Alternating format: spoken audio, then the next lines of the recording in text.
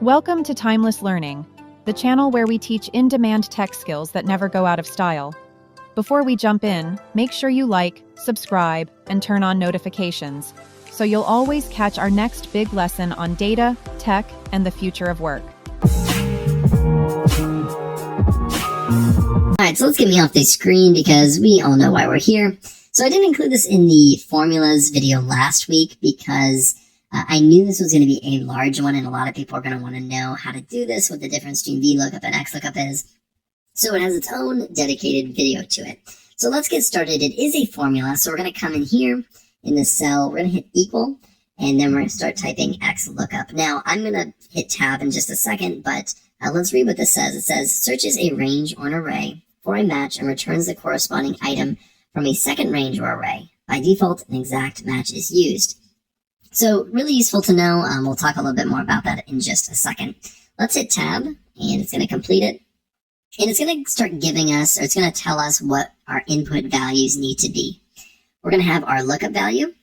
We're going to have our lookup array, our return array, and then some optional things like if not found. So if your option isn't found, what will be, the output that it gives us, a match mode, and a search mode. And I'm going to show you kind of how to use every single one of these things.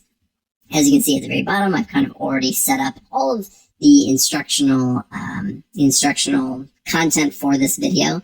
And so we'll kind of get through all these different scenarios. So let's just start really quickly with how to use it very simply with the lookup array, and return array. So we're going to come in here and we're going to give it our lookup value. Now, Toby Flenderson right over here in A3 is going to be our lookup value. So that's who we're going to be searching for.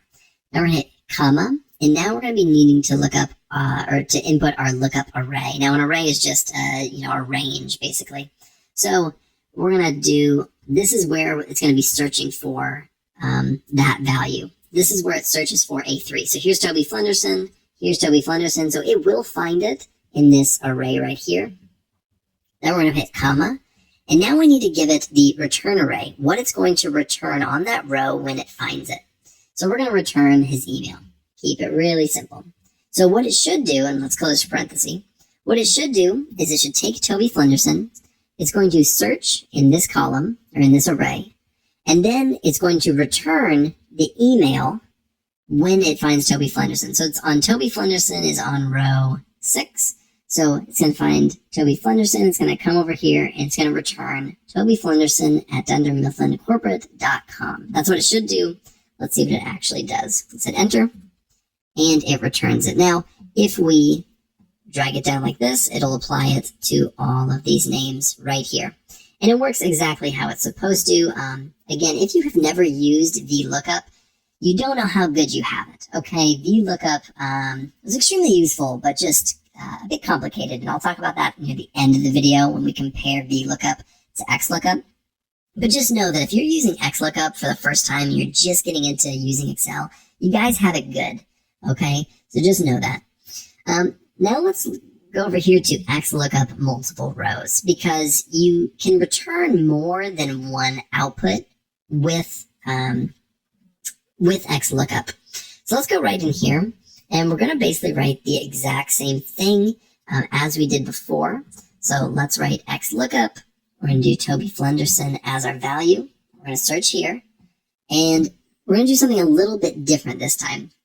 We want to include our end date and the email. So what we're going to do is we're going to start here. We're going to go down all the way to the bottom of the end date. And then we're also going to include the email. And when we do that, it will, in the output, give us a row or a column for end date and a column for email. So an output for both. So let's hit enter. And now we can see that we have the end date here and the email here.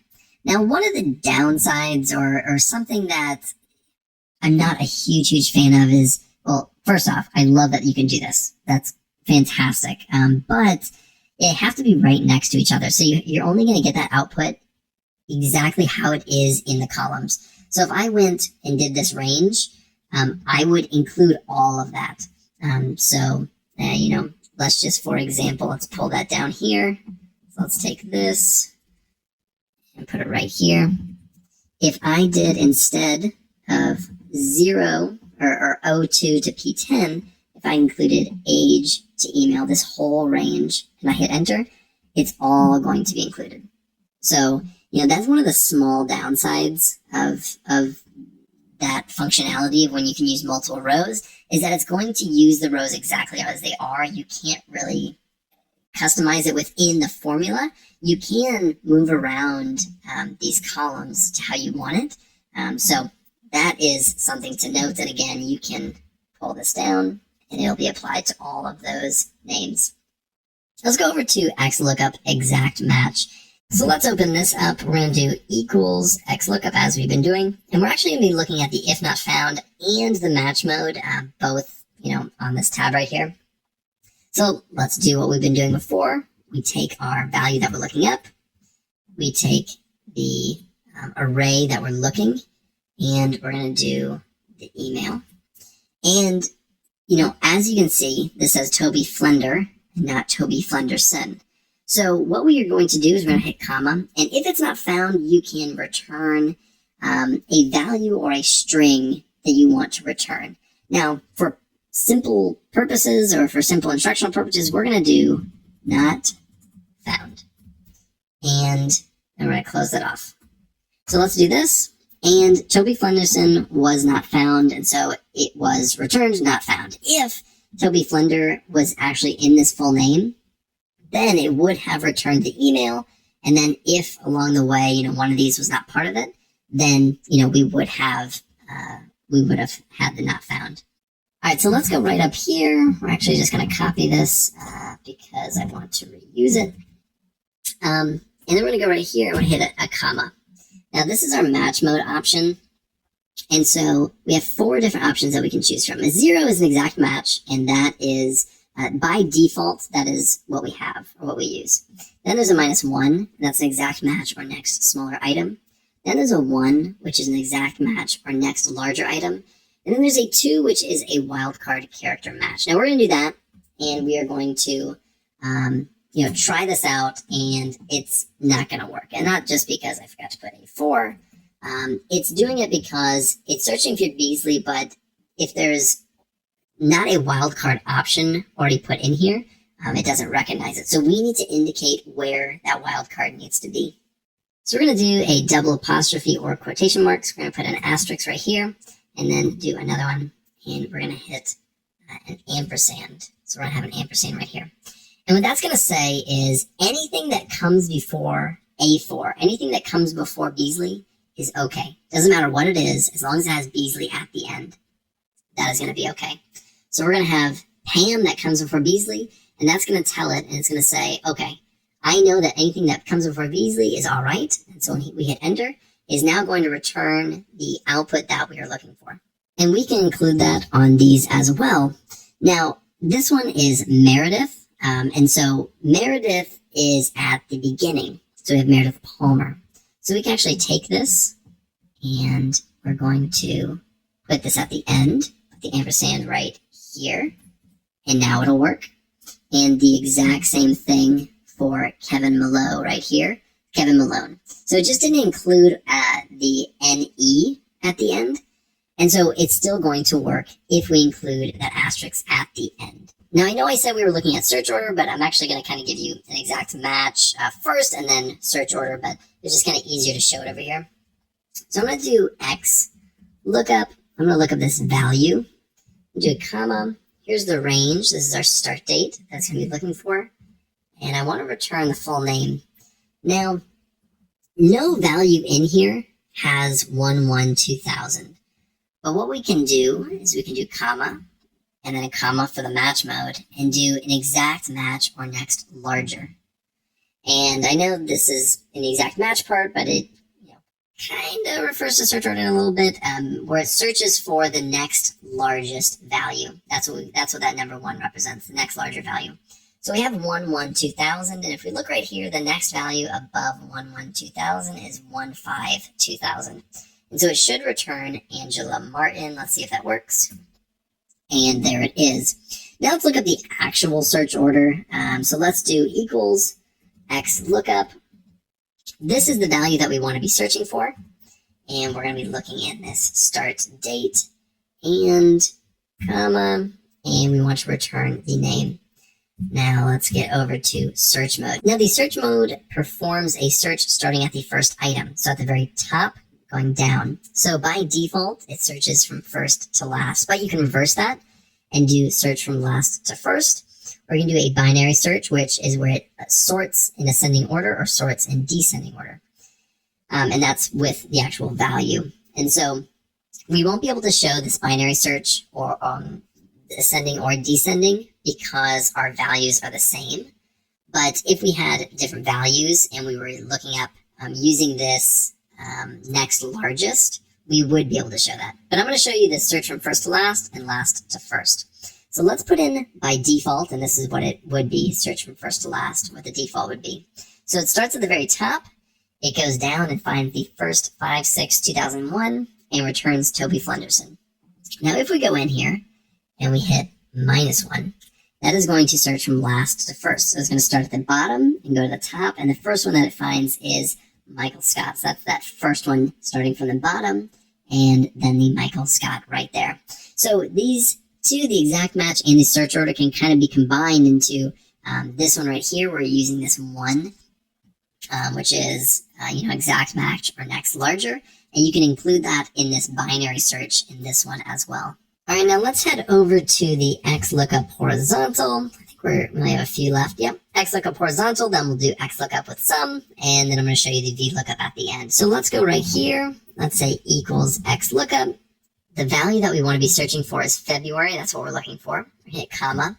And where do we want to search to find February? We want to search in these calendar months. And then we hit another comma, and now we're going to be searching for paper. So let's do paper. And we'll hit enter, and it found February and it returned paper right here.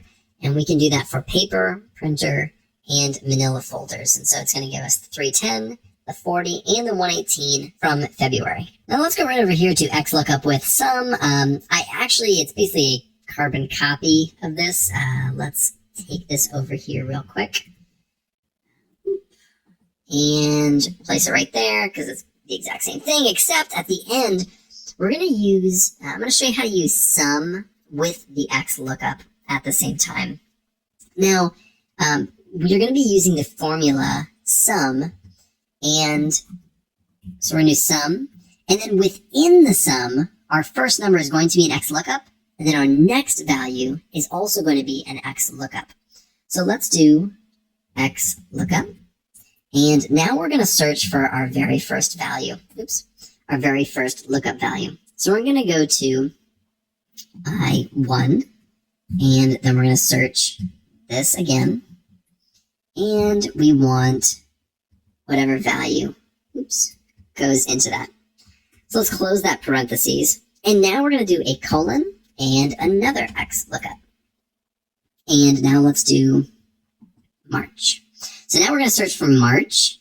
We're going to do our search range where we're searching for that March. And we want the paper as well.